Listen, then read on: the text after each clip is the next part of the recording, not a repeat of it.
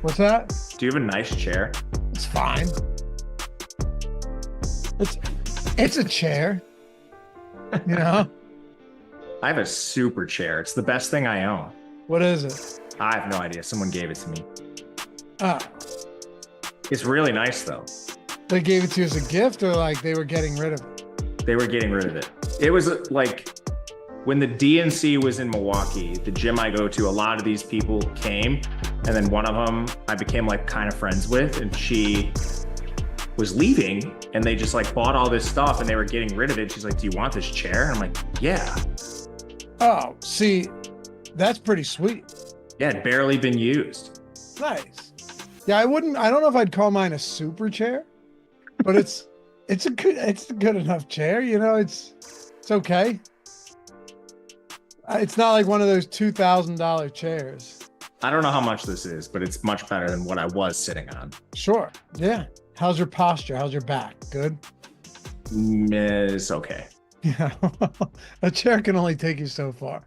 Hey, good evening. Welcome to the Stokastic.com NFL Live Before Lock. Dallas Cowboys hosting the Houston Texans. This could have been a good game. Could have been. Maybe it will. You know what? Who knows? Maybe this will end up being a good game. For all we know, it might. Probably not, but that's not going to stop us today. But I mean, it's true, Matt. Lots of money to be made. What's it? Well, in the end, like, what does it really matter? I don't think it matters much at all. It doesn't matter because we have a pretty efficiently priced DFS slate that you can go a lot of different ways. You can tell yourself a story one way or the other on the spread, and you can still make a lot of lineups, which is going to make this game interesting regardless. Yeah, that's right. So we're going to make it happen. Happy to have you guys with us. Hey, I'm Dave Loughran. That's Matt Gajewski. Take a single second, hit that thumbs up. Goes a long way. Helps us feed the algorithm, and subscribe to the channel if you haven't done so yet. It is free to do so. If you hate it, click unsubscribe. You never have to hear from us again. But we've got a good one today, about an hour away. So let's make it happen. So we did this earlier today. Not a whole lot has changed since, right? Like usually, oddly enough, you and I, when we've done these Monday shows, it just so happens that we'll do it on Monday morning, and then by Monday evening, there's a big piece of news. It's like, oh, okay. The entirety of the slate has changed now. Not the case today. I will say, though, we've updated projections and ownership since we've last done this. My Sims runs are looking different. My lineups are currently looking different.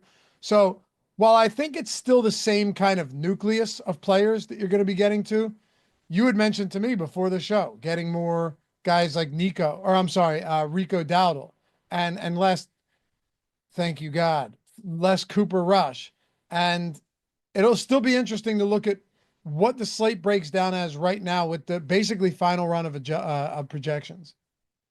Yeah, a little bit will change from inactives. Really, the only thing I noticed was Jalen Brooks. He's out, so that might solidify a guy like Turpin. It also might bring in like a Flournoy or Cropper into play. I don't know what they're going to do at receiver, man. You might even just see more 12 personnel. The other weird thing is they don't have a fullback tonight, at least the normal fullback, Hunter Lepke. So maybe they can't use as much of those weird personnel groupings that Dallas has been using on occasion this year. But we'll dive into that. That's not really super impactful. It's just news stats for you 150 years out there more than anything else. Yeah, I mean, I guess the Jalen Brooks thing isn't negligible, though. Yeah, he was cheap, and all the replacements are cheaper. But he also was getting a decent amount. Is he just coach's decision inactive? I believe so. He wasn't, I don't think he was on the injury. When I looked at the injury report this morning, I wasn't expecting him to miss. No, me neither. We talked about him as a decent enough value option, but you look at it now. All right, so you have Jalen Tolbert, who's playing a ton. Same with CeeDee Lamb. And then Brandon Cooks has been on the IR since week 5, right? So with Brandon Cooks out, you have your Flournoy, you have your Kevontae Turpin. This Cropper character got 20% of snaps last week. Who do you think benefits the most? Look, I know you say it's 150 spot here, but I think it goes further than that. Because if you're jamming like Mixon and Collins and Stroud and trying to get one of the other guys, maybe one of those three actually ends up being viable today. Taking Brooks off the field, who's played 71, 66, 73, and 58% of snaps over the last 4 weeks, despite how bad their passing game is with Cooper Rush or Trey Lance, depending on how long Rush lasts. It's not insignificant. No, it's not. And Mingo's up tonight, which is kind of a disaster because he's priced at 3,200. So it's really kind of irrelevant. You know, you go from a 2K Brooks, who is somebody that you could theoretically use based on the snaps and routes. And now you go to Mingo, who's more expensive. He might play less. He might play significantly less because Turpin is going to have his packages. I would guess Turpin's snaps rise from like the 20-ish% he'd been getting, maybe into the 30 range. Because Turpin has some unique skills in the field. He's their kick returner, he's their punt returner. He does a lot of their special team stuff. And he's on the field for like those Mecole Hardman plays where it's not hollow routes. Brooks was basically a wind sprinter out there. When you see Turpin on the field, there's design plays. He actually has games with decent target numbers this year. If you just look at the last 5 contests, he had a 0 last week. Maybe that was because they got slaughtered by Philly, but the 4 prior games, 5, 7, 4, 4. These are decent target numbers. So even if these snaps go to like a complete dust receiver like Mingo, I think I'd still rather play Turpin, even if you did project Mingo for more snaps. Yeah. And we don't know how much Mingo plays. Like, he hasn't been there very long. They traded for him. The fact that we have to deal with Mingo is terrible. Seriously. I know. But did it? Okay, I could be wrong on this. Didn't they trade something like at least comparable? It's like the same compensation as the Amari trade. Yes, it was. You would be correct. That's unbelievable. Not only that, aside from like contract. So they gave more than the Chiefs gave for DeAndre Hopkins.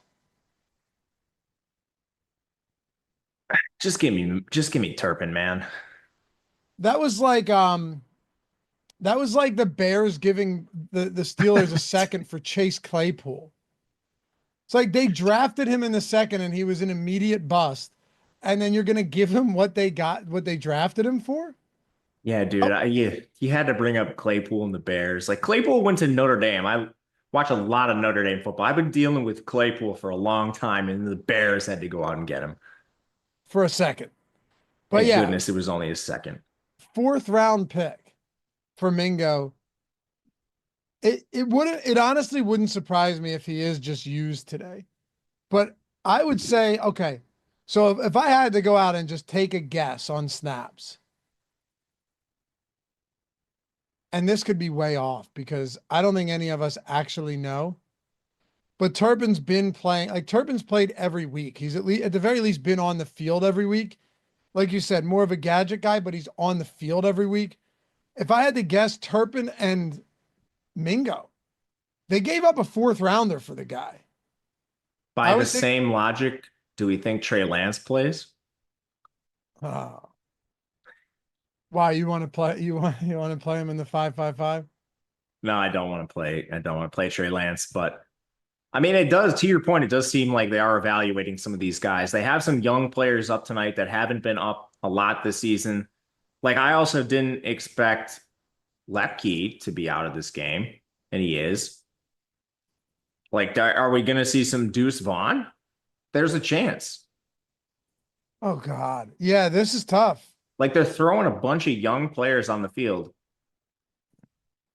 And Deuce Vaughn has shown nothing. Like, he's tiny. Yeah, I can't even figure out what rationale they use to get. He's like bad Kevontae Turpin. Yeah. I remember seeing him as a rookie in training camp, and he had the big helmet on, like the Guardian, the one they all have to wear. Yeah, what did they it was like NFL Blitz or something, when they had, you ever play that game? Yeah. Where they had the big heads, he looked like that. Yeah, he looked like straight out of Alice in Wonderland. But he's diminutive in stature. He's 5'5", 176. can you really do anything with this guy outside of like what use does he have from on an NFL team that's actually trying to score points? And I'm not even trying to be like condescending with that. What I'm saying is these guys are very few and far between. And even guys like Darren Sproles, who was small, was heavier, a little bit taller, but also just like kind of a freak athlete and somebody that still could never handle a full workload ever, right? Like Sproles was never your primary 20 touch per game back. And of course, you're not suggesting that Vaughn would do that either. But what's the upside here? He gets a couple touches and they see if he can break one. I If just he don't does at think, all. yeah, I don't think you can have him on the field for anything more than a package of plays, which Turpin does exactly that anyway. So Are it you doesn't make a lot of familiar with sense to his me. college? Who's Um, Vaughn? Yeah, he was somehow he handled a very large workload at Kansas State. so what I was going to ask you though is like, what happens if this guy tries to pass block? Oh, he's going to get annihilated. Mm-hmm. And I know you know Will Anderson, but I don't care who you're throwing at him. Sure. We're talking about this hypothetically. Like, oh, maybe they use this guy, maybe they use this guy. But really, how much does it benefit us to speculate on this? Unless you're just like willing to die on this hill. Like, oh, I think it's going to be Florida. I think they want to see more of him. Or I think it's going to be Mingo. They gave up a fourth, so I'm going to boost Mingo and get more of him into my lineups. A lot of this is going to be just pure speculation because there's nothing to suggest one way or the other with these guys in Dallas. Yeah, the only clue I think is as a collective, they just have young guys up. So they're trying to look at players, it seems. Their season's lost. I don't really know what you're going to gather by playing these young guys with Cooper Rush or Trey Lance, but hey, get them out there, see what they can do. The problem is, especially with the Brooks to Mingo situations, you have to pay more for it, and it's less certain. So I like it even less than I did this morning. The one thing you get with Turpin is certainty. It's not anything spectacular. You're probably looking at 3 to 4 targets, 30-ish% of the snaps, but Mingo might have 0 targets. And I think the ceiling is probably around 4. Like how many targets? He's not getting more targets than Ferguson, CeeDee Lamb. I would still put guys like Dowdle ahead of him. I would certainly, I mean, even though he's been uninvolved, I would still have Tolbert ahead of him. So what at best, what are we getting? Like 5th in targets per route on this team? 6th, maybe? Yeah. I just don't want to make that bet at 3,200. I'm not really interested either. And also, say, all right, yeah, they gave up more than they should have for him, but he's coming in. He already underwhelmed in Carolina, right? That's fair to say, right? He underwhelmed in Carolina. Yeah, he got beat out. I mean, essentially, he got beat out by a UDFA and Coker this year. So they felt they could part with him. Yeah. Like if there was ever an opportunity, you don't have Thielen, Deontay Johnson gets traded, and they're like, well, we don't need this guy either. What? I mean, it's and Xavier Legette hasn't exactly been a world beater either. So what I was gonna say though is, yeah, you bring Mingo in, but now he's got Cooper Rush throwing to him. It's not even like he's got a quality quarterback throwing to him. Yeah, it's worse than what he was playing with in Carolina. And I mean, it was a savvy move by Carolina to get a 4th out of that. I mean, Sure. you get a 4th for a guy who's on an expiring rookie contract. You know what I would rather have if I'm Dallas? How about a rookie who has his full rookie contract, not one that you have to pay next year? Right. And they like, do they even end up paying him? Do they just let him walk and eat a 4th rounder for nothing? That's probably what they're going to do because he stinks. Right. Exactly. Like he ends up getting cut or something, and it's like, all right, we're out of 4th. Either way.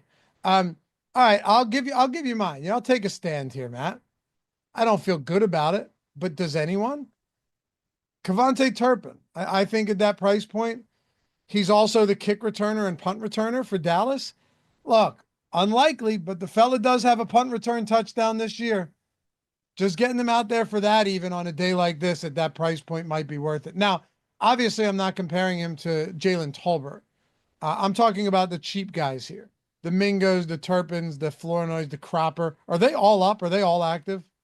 Proper's not. Cropper's not active. So it's Tolbert, Lamb, Turpin, Flournoy, and Mingo, correct? We got 5. Yes. So it's Lamb, Tolbert, Turpin for me. I agree with you. And we are seeing that in the Sims with our updated projections. When I just ran this unencumbered, no alterations, exposure to Cavante Turpin came up. One other thing, you mentioned this before the show that we both noticed is a little more Ezekiel Elliott. He's 2.6K, but we lost a 2K Jalen Brooks. You're just kind of running out of alternatives, which brings you into these funky builds with these players that you probably don't want to click on. But we have so many studs that project well up top. You need to make some decisions down here. I agree with you that Turpin among, let's say, 3K and under is the best play. But Elliott might be too, man, rather than take a gamble on these receivers. Oh man, Elliott gets a goal line carry or something, sneaks one in, assuming they get there. Yeah, they did that last week, and instead of sneaking in, and he gave it to the other team. He's done. They still use him, man. It's crazy. I'm not saying they don't use him because yeah, they do, but he's in bad shape. Again, I said it to you this morning. You can't put that many miles on a guy and expect him still to be good. That was Jerry Jones' big offseason signing. was going out and reclaiming Ezekiel Elliott. I don't understand it. I never will. But I guess the other problem is it's like the wide receiver 3 potentially on the Texans, like Metch, you got to pay 4K for, and that's not even certain. So where the alternatives to Turpin and Ezekiel Elliott are like gambling on the Dallas wide receiver 4 or playing a backup tight end. Yeah, that's what it is. I'm getting some CD lineups at captain now. I wasn't getting a ton of them earlier in the day. Never opposed to that. I could say never opposed to that at all. And, people are going to be like, of course you're not. Sure. But what I'm saying is even with Cooper Rush, like CD Lamb is so good and he's incredible after the catch. If it's anything like last week where they had 47 total passing yards, guy stands no chance. But it's also a showdown slate and CD Lamb's fantastic. What do we have his Jordan? Do you have the top single game plays tool pulled up? What's CD's captain ownership look like? And just read it to me so I don't have to pin this on Zoom.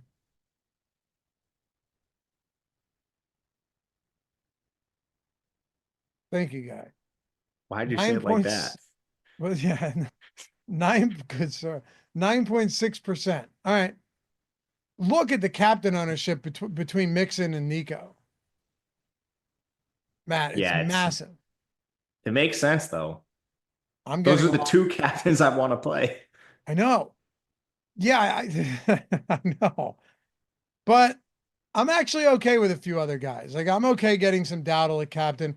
I'm fine getting some Stroud at captain. I'm fine getting some CD Lamb at captain. It's a showdown slate, man. We've seen these go ass backwards 1,000 times. You and I have done this show together for like 5 years running now. We've seen these showdown slates go sideways before the game even starts. So I'm never just gonna, rule out somebody like Lamb because he doesn't have a good quarterback. The guy's dominant. We've seen it happen before. We've seen bad quarterbacks get the ball and just pepper their top receivers. Like if CeeDee Lamb, let's just say CeeDee Lamb ended up having 15 targets today. I don't think it would shock anybody. Or if Dowdle ends up breaking a 40-yard touchdown catch. All 3 of his touchdowns are through the air this year. Those aren't the likely scenarios at all. But these guys, I mean, what would their captain ownership be if Dak was playing? It'd be massive. Like CeeDee Lamb captain, CeeDee Lamb he'd be up there neck and neck with guys like Mixon and Nico as the highest owned captain today, for sure. Yeah, he might even be a little more because price is only a little more than Nico and it's cheaper than Mixon. So yeah, is he cheaper than Mixon? Yeah, he is. You're right. It's wild in the year 2024. That's what we're living in. But man, it's hard to argue with. Mixon has top 3 workload in the NFL. Top 3 workload in the NFL. We talked about it this morning. Who are the only guys you could put close to that? Alvin Kamara, and that's by default in New Orleans. And like Saquon's been up there. I Am I missing someone? I don't think there's anybody else that has, he has 24 carries in 4 straight games, not including workload not including passing game. No, I don't think you're missing anyone. And then do they just force feed this guy today, assuming that this game plays close to the spread? Yeah, I mean, the only difference is you do have Dameon Pierce up. I don't know if that makes a huge difference. He's been down most of the year. But yeah, man, I mean, Cam Akers, Agumbawale, they've given no one work. And I mean, what incentive do they really have? He's been awesome. Maybe they do look to spell him. I saw that Pierce or the Dameon Pierce was up. Maybe they do try and spell him a little bit with Pierce. I don't know. Akers is no longer there. Agumbawale is no good, right? Hey, you said it yourself this morning. I've seen a lot of Agumbawale. Maybe it is just like a Dameon Pierce gets 5 carries type game. That wouldn't surprise me. No, it wouldn't surprise me either. The only thing is with him is he's 2,400. So you're kind of deciding like, okay, do you think the workload in projection is better for Pierce or Elliott? I think it's, I don't know, maybe actually I wouldn't mind making that pivot in some spots. It could be just like a efficiency gap too. Just on a better team. Yeah. It's actually not the craziest thing in the world to maybe try and get a little bit of Dameon Pierce. Did you get any on your first run unencumbered? I didn't look for him, so I'm going to take a look now. Let me see. I just ran another sim right now. Let me see. I'm going to run one after you're done. I got like 2 lineups out of 150 with him. Oh, wow. 15% at captain. I knew you were lying. 1 Dameon Pierce lineup. Okay. We're also projecting some Agumbawale though too for the third down stuff. Yeah, exactly. Do you think Agumbawale wasn't even targeted last game? Agumbawale only plays on like 3rd and longs, hurry ups, 2-minute drills.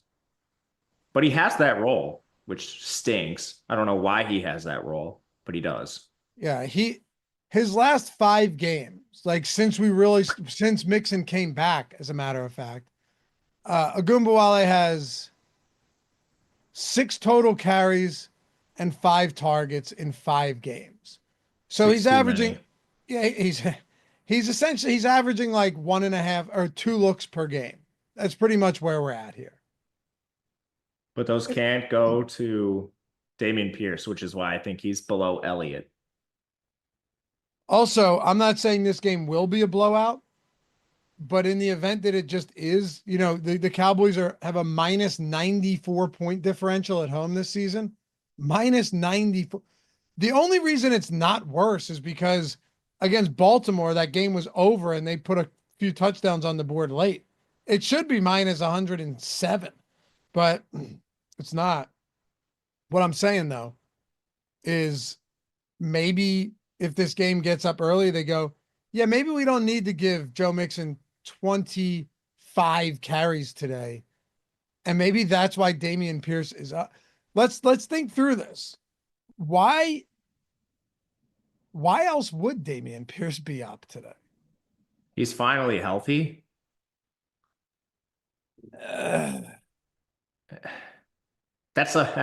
He's been out with a hamstring injury for most of the year. That's my fault. I thought he returned. He did, and then he got hurt again. He did. He returned and he went out with the groin. Yes, that's right. Groin, okay. Yeah, I forgot he returned and then. All right, yeah. I thought he just wasn't playing because he's not very good. He came back for weeks 7 and 8. And then was out 9 and 10. But even in week 7 and 8, he was scarcely used. Yeah, man, it's Mixon to the moon. There's a part of me that wants to pivot some Elliott to Dameon Pierce. Me too, just because we've seen a lot of Ezekiel Elliott. And like Pierce, it can't go anywhere but up. Elliott, it can't go anywhere but down. You know what I mean? There's situations where Pierce, you mentioned the blowout avenue. He's likely to just get a couple carries regardless. Ezekiel Elliott I don't know how you could possibly give him more carries. And Mike McCarthy's come straight out to the media and said, yeah, we need to get Dowdle more involved. Now, I don't really know if I believe Mike McCarthy and take him at his word. But anytime you have to make a comment like that, he's not getting more carries. Exactly. Yeah, unless you're Sean Payton, and then that's wild. I will say though, I was on to him. I'm like, there's no way I'm getting overweight on Audric Estime. Like I'm not letting Sean Payton burn me again. I refuse. Did you see what happened yesterday? Yeah. Estime, like through the first 3+ quarters before the blowout, had 1 carry for no yards. Yeah, I was watching Red Zone and I'm seeing running backs like rumble down the field. It's Javante every time. Yeah. Who had 1 carry the previous game. It's crazy. But yeah, you have Pierce. Ah, God. All right, this is a problem though. Like if you're trying to get more Pierce and less Elliott, how do you if you're looking at the Sims right now? Because we've made some showdown adjustments that have paid off for us this year. I've made some that haven't paid off. I took a gamble on Jalen Wright and was wrong. Well, I was right about his snap count. I was wrong about the efficiency. That was the game they got smoked by Tennessee. Um, so you're going to be right sometimes, you're going to be wrong sometimes on these guys when you take a stand. The fact that Pierce is projected for 3 less points than Elliott, how do you even massage that to make it work? Just hit him with a heavy boost? I'm testing it right now. Because the last thing I'd want, Matt, was like, all right, I boosted him and now I'm getting Pierce and Elliott in the same lineup. Right. And I think maybe that's where you would use an exposure cap. I'm testing that right now. When I put a cap, so unencumbered, just running the Sims at factory settings, I had about 20% Elliott. I put a 10% cap on it just to see what it would do. It gave me a couple extra Pierce lineups. Okay. Yeah, you're not trying to get a ton of him. No, exactly. Like I don't even know if I want more than 5%. And with his current ownership, it's more like, do you want, so unencumbered factory settings, it was like 20% Elliott for me, 2% Pierce. I think maybe a healthier way to do that just from a portfolio management and not have Elliott kill you in this spot would be like 15-5, something that's the kind of change I'm trying to make. Nothing like that's a huge stand. Exactly. Yeah, it's not even a pivot, it's just a small shift. Yeah, it's almost like just a portfolio management thing. Yeah. Colin said, how is Pierce versus Elliott a conversation right now? LOL, what is going on? Welcome to Showdown slates, brother. We can move on. We've spent a lot of time on this. We did, but these things are important because, all right, so like if I'm it's really important because we don't have any options down here. You're playing like below 3K, the guys you're getting the most of are number 1 Turpin, number 2 Ezekiel Elliott, and then it's real spread between guys like Stover, Flournoy, Agumbawale, and Damian Pierce, man. Like he's right there. I hope you guys know that we're not just bullshitting here, but anybody could tell you, hey, play Mixon and Collins, and Stroud looks good too. CeeDee Lamb's a good football player on top of that. That's, we can all do that, but.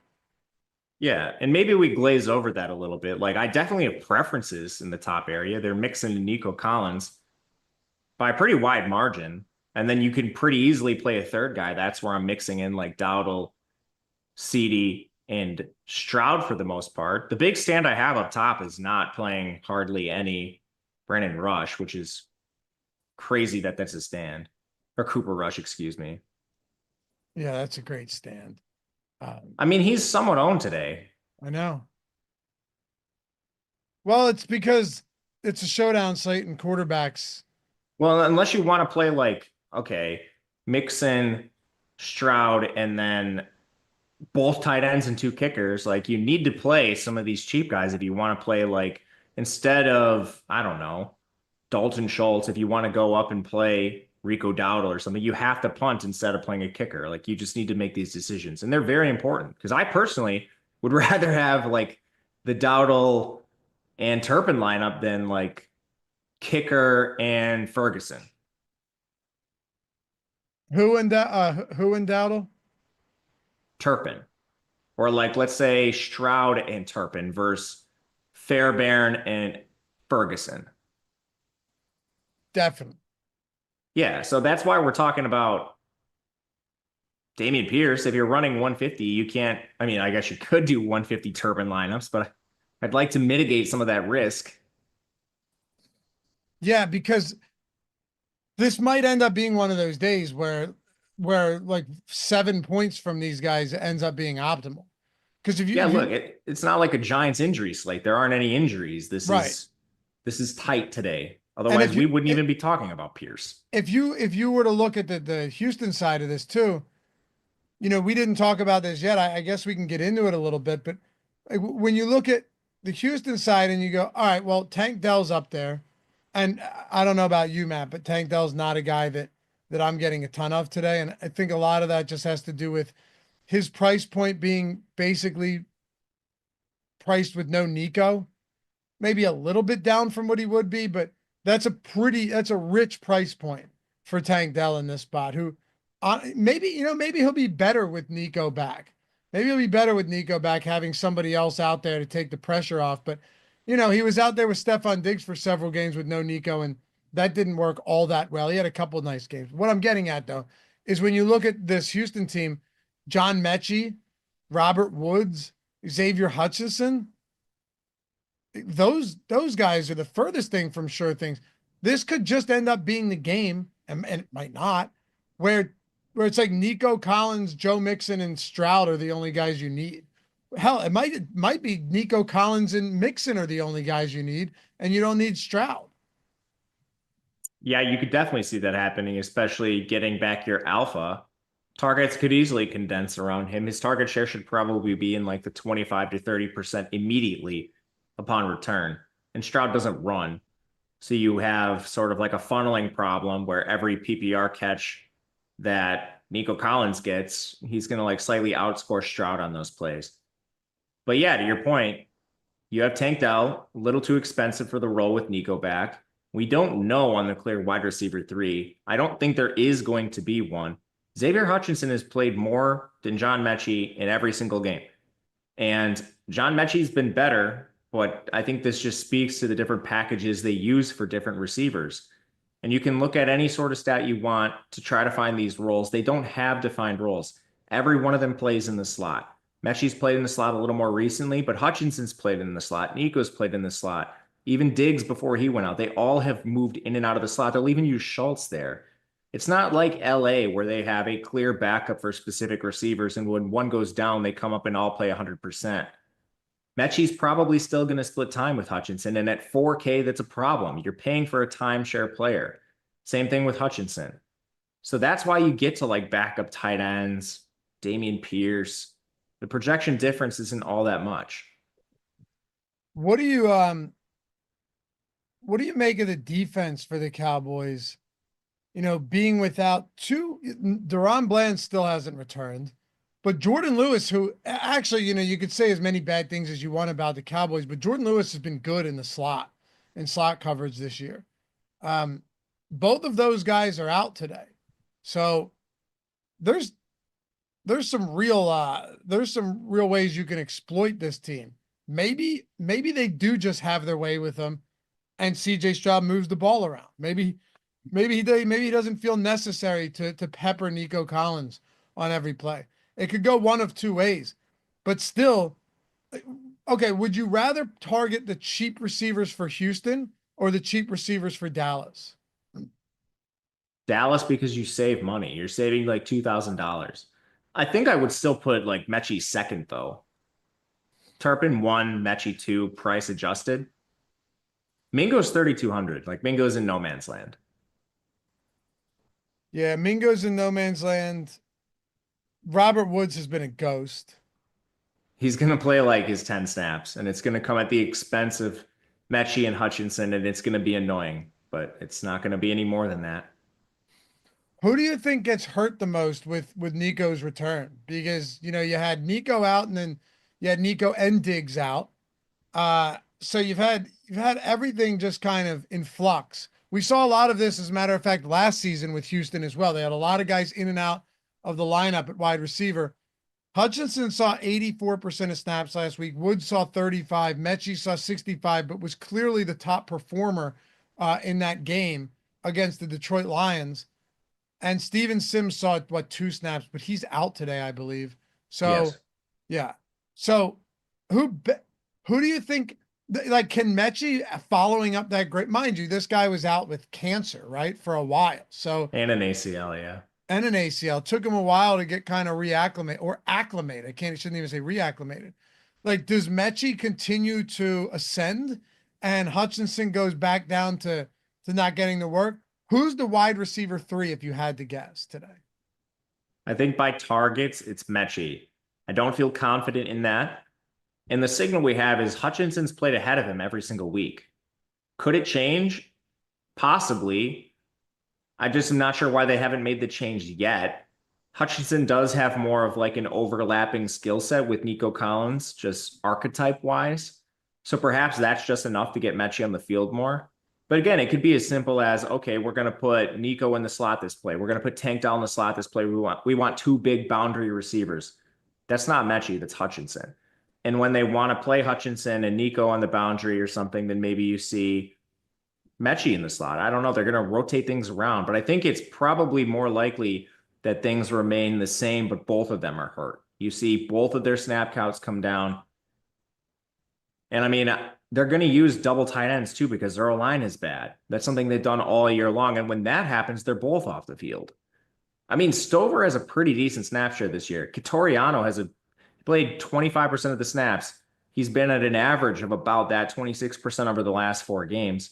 They have a bad offensive line, and this is actually a good Dallas pass rush now that they've gotten Parsons and some players back. That hurts the third receiver for this team. So at their prices, I don't think I have a lot of interest either way. I will say this much though. Maybe there's something out there. Oh, I was trying to get this this bet in. Maybe there's something to be said about the fact that Mechie's just been more efficient. Like when I'm looking at this right now, Xavier Hutchinson has averaged 4.1 yards per target this season. He's basically done nothing with his opportunities, Matt, since Nico and Diggs went, nothing with those opportunities.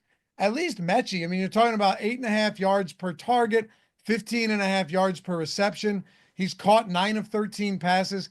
Look, maybe I'm just kind of, grasping at straws here, but he has definitely been, when given the opportunity, the better player in this offense. It's just, I'd be lying if I said, yeah, that's clearly going to materialize tonight. And now Mechie, usurps Hutchinson and ends up being the guy. But would it shock me? No, it wouldn't shock me, especially after what we saw with Mechie last week. I 100% agree with you. The only thing is, like, even though Mechie's been better, he hasn't earned more playing time. And we're basically parsing the ins and outs of what they might do tonight as far as playing time goes. We're not projecting like major differences compared to what's already happened this season. And when you run the sims, like our projections factor in targets per route. So with that said, Mechie, more targets per route, fewer snaps. The opposite is true of Hutchinson. I actually got some Mechie in the sim, 6% out of 150, so nothing crazy. I got 0 Hutchinson. For DFS purposes, I think I would still probably try to find a way up to Mechie because he's more involved. The whole conversation I was trying to make with Mechie is I wouldn't prioritize him by any degrees. I still think he's behind players price adjusted like Elliott and Turpin. But yeah, I would prefer him straight up to Hutchinson for DFS. I just don't think he's super viable in a vacuum, and especially when you compare him to some of the other value.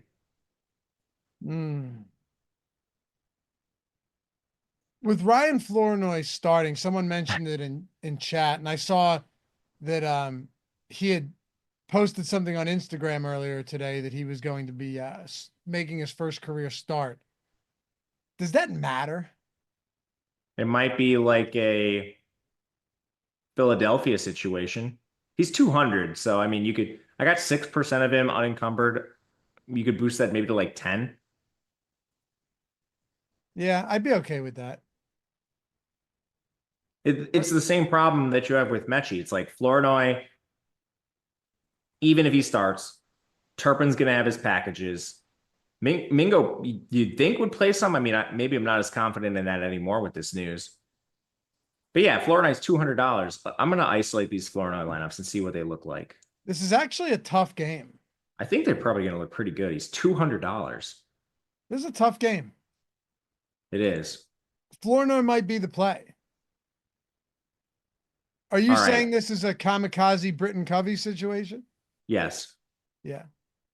These are, so it's like, okay, you can almost play 4 studs. By the way, Here- while you look at that, if you guys, you see us demo these sims in the single lineup sim all the time, you still have plenty of time tonight, right? I would here's what I would do if you wanted to get these tools for free. The core package, it's $100 value package, right? And you can get as many as you want based on how many of our partners you sign up with. We got the best offer you're ever going to find for any book out or for any site out there, for any tools out there. And here's the great thing. You're getting the best tools out there as well that are going to make you more money. So it's a win-win on top of another win. That link in the description, first one or the one in the chat, click that, okay? Once you click that and scroll down, you'll see claim offer on all of these books, or if you're in a non-legal betting state, any of these pick'em sites as well, like Underdog, right? You're getting up to $1,000 bonus in bonus cash with your first deposit. Underdog's got one of the best ones out there for pick'em sites. Bet365, $150 in bonus bets when you deposit 10 and bet 5. So here's what you're getting. Let's say you signed up on BetMGM and Bet365, right? You're like, hey, I'd like a month of NBA and I'd like a month of football. That sounds good. We got Thanksgiving football week coming up. That's massive. We'll be running into Christmas soon enough for basketball. Click both claim offers. Sign up. It takes a minute to instantly verify yourself on these sites. Deposit $10, right, on each of them. That's $20, all right? But you're getting $350 in bonus bets the moment your first bet settles. Even if you bet on the first drive of tonight's game, while I wouldn't recommend it, it still works. The moment that bet settles, you've got those bonus bets injected into your account. And once you take a screenshot, all the 4 steps are up there. It's super simple if you're not following everything right now. Take a screenshot of your first settled bet on however many books you decide, even if it's just one, and of your welcome email. Email it to us at support@stokastic.com, and boom, you're in. A free month, entirely free, of the core package, all of the bonus bets on the sites, all of the deposit match bonuses on the pick'em sites, and you're working with the best tools you're going to find to build the best lineups you've ever built. So check it out. Link down there in the description and in the pinned comment. Doesn't get any easier than that, Matt, to get on the tools.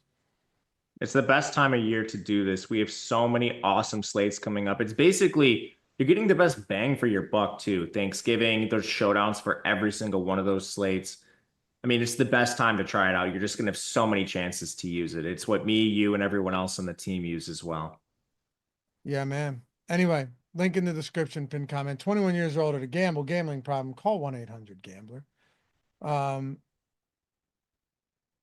Deeg said this isn't the same as Covey at all since it was a last minute value. I see most of the industry have Flournoy hovering around 25% most of the day. Yeah, that's a fair point. Yeah, I agree. I don't think it's like Covey, but it's closer to Covey than, a normal slate. There's just uncertainty, like with so Werder reported that Flournoy was going to get the start earlier.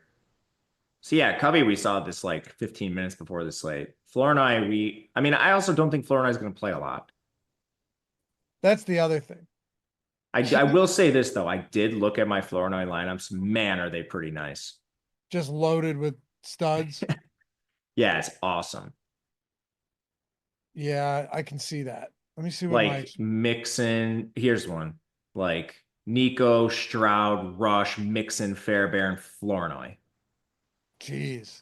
Dowdle, Captain, Stroud, Dalton Schultz, Joe Mixon, Nico Collins, Flournoy. So basically, you can get what you want. You can, and the thing I'm noticing when I isolated these is they're not super duplicated. And I think that's because you have 5 or 6 studs you feel good about, and that's not even considering alternative pieces like Tank Dell or the tight ends. And it's also one of the reasons that he's going to have some ownership is just so people can jam studs on a slate like this. I will say a lot of these are to the back half of the 150. They're not ranked like in the top 50. Most of them have 1 in the top 50. So yeah, it's still pretty risky. But I will tell you, they do look nice on paper. They're aesthetically pleasing to the eyes. Reeve asked, would you play Dallas defense? Yes. Yeah, showdown slate, you can do anything, man. I have Total's some low. Houston is a battle line. I have some Cowboys D. Yeah, Micah Parsons. Look, Micah Parsons gets a strip sack and they get a scoop and score. Might be all they need at that price point. It's not actually crazy. It's No, I really mean, not. there's a lot of good stuff about the Cowboys defense and special teams. They have a good kick returner. They have an excellent kicker.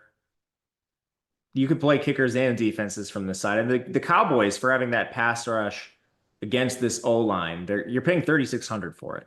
Plus, the total in the game is low to begin with. Uh, we had a question: Dallas defense over Mechie? Question mark. I Again, think so. yeah, it doesn't mean that I wouldn't consider Mechie though. But yes, I think from like projecting these guys, Dallas is going to project better than Mechie for sure. Yeah, that's in a vacuum. You're playing very large field and you need a spot to differentiate or something. You could make that pivot. Yeah, and then kickers today. Both of these guys. I mean, Aubrey is automatic. This guy's insane. He is. So He's awesome. My yeah, favorite XFL alum or UFL alum. why don't you get 66 fantasy points for? Do they only go up to 5 in Yes. showdown? Yes. How dumb is that? You get 6 for a 60 burger. I agree. Why shouldn't you? You should. Like if you get 3 for a 30 yarder and 5 for a 50 yarder, why wouldn't you get 6 for a 60 yarder? Give him 70 for 70 when he finally breaks the record. Yeah, and he will. Is that not the wildest score? I mean, that doesn't make any sense. I agree with you. They should just change it on the fly. Either way, Aubrey looks great. Fairbairn looks good. Excuse me. These guys are like Fairbairn's one of my highest owned players, by the way, just so you know where I'm at here. And so I have a lot of Aubrey too. What if Dallas just what if the Dallas offense, Matt, just moves the ball down to like Houston's 45 and Aubrey ends up with like 350 plus yard attempts? That is very much in the range of outcomes today. That they get just enough movement, they move it just enough downfield. Maybe they get a couple nice kick returns and stall out on a 3 and out once they push it past the 50-yard line on a return, and they just trot Aubrey in there and say, "Go ahead, pal, knock down this 60." I mean, they can honestly do that. He's automatic. I know. He's It's that good. ridiculous. What's up, Connor? Connor with a super chat. Thanks, dude. Texans D or Aubrey? Thanks, fellas. I like Aubrey better. I agree with you. Yeah, I like Aubrey a little bit better. I have 22% Texans D, but I have more Aubrey today. Yeah, it's the same with me. Let's see where I'm at on Texans D. Around the same range, 19.5%, 27% Aubrey. That's flex exposure. Yeah. We have them separated by 0.2 fantasy points, but they're $1,000 apart. So that extra 1,000 when you're trying to jam some of these top guys could go a very long way. It absolutely does. Who else haven't we talked about? We haven't talked much about Cooper Rush. Yeah, or at least I don't think he plays a full game. All right, what would you put the odds at that he plays the whole? Because clearly it still has to be, minus odds. It still has to be favored to play the whole game. You don't think so? No, I'm trying to actually think about what I think the odds should be. Like I he do still think has to be minus, even in your mind, he still has to be like at least minus 180 to finish the game. Yeah, I was gonna say something between 150 and 200. Okay, so I'm right there. Yeah, I was literally just thinking. I wasn't gonna challenge you. That was. I wouldn't I don't think I he's wouldn't mind if you did. I just like it. We talked about Trey Lance earlier today, and I was like, would you play him? And we agree. Like, if you wanted to get wild and play Trey Lance, if there was ever a day here, I'll give you guys this. If there was ever a day to actually do the backup quarterback, this would be it. But so many things need to go right. Like, it's not even that just Rush needs to get benched, but he needs to get benched early. And then not only does he need to get benched early, but Trey Lance needs to play well, and Trey Lance needs to play enough. There's so many ways it could go wrong. Like Lance could come in and play a whole half and still have 5 fantasy points. And you're like, oh, I actually overpaid on him by $5,000. That doesn't even take into account that he's not good either. Mm-hmm. So, well, I guess you did say that, but yeah, He man, could run. Lance, he can run. That is the one thing he can do that Cooper Rush cannot do. I don't know. I'm not doing it. Yeah, I don't have any. I I do want to ask you about your backup tight ends. Schoonmaker, Stover, Brevin Spanford. My goodness. My favorite Minnesota alum has cracked a lineup for me. these are the guys that you hope that they get that random strange, Kansas City Chiefs style target in the red zone and they convert it. I don't have anything else to say about these guys. Brevin Spanford and Luke Schoonmaker are going to play maybe a combined 15 snaps in this game, right? How often, even if they're out there, are they going to get targeted, right? Ferguson's actually pretty good. Schoonmaker from what would you project him for? Half a target, Yeah. right? Half a target or so.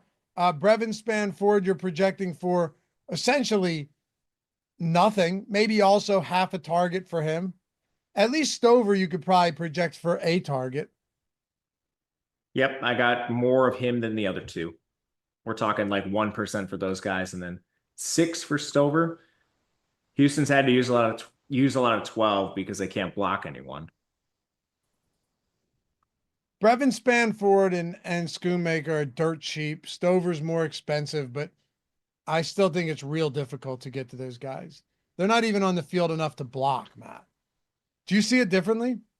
No, I don't. Yeah. I agree with you.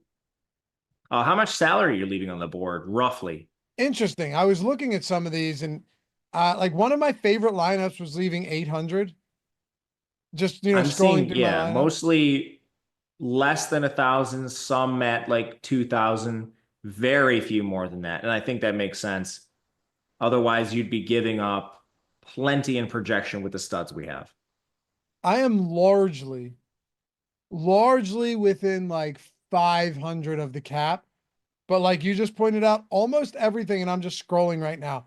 I've seen one lineup and I've probably scrolled 50 so far. Here's two, three of like 60 that are below 49,000. Yeah, there's just so many alternatives. So you're not going to run into as many dupes on this Yeah, slate right. with the 3 Texans studs, Dallas right there.